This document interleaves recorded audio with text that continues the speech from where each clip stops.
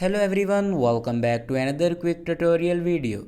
In this video, I will show you how to set up alarm clock in Redmi Note 14.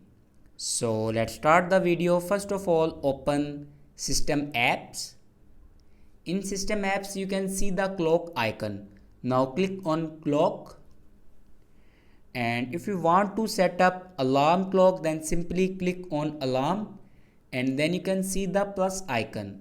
Now click on plus icon and here you can set up your alarm and then simply set a time AM or PM and then click on repeat and here you can repeat your sound daily.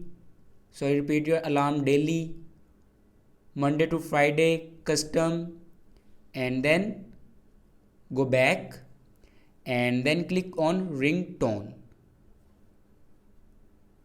and then click on pre-installed ringtones and here you can apply any alarm ringtone. So this is the way to set up alarm clock in Redmi Note 14. Thanks for watching this video.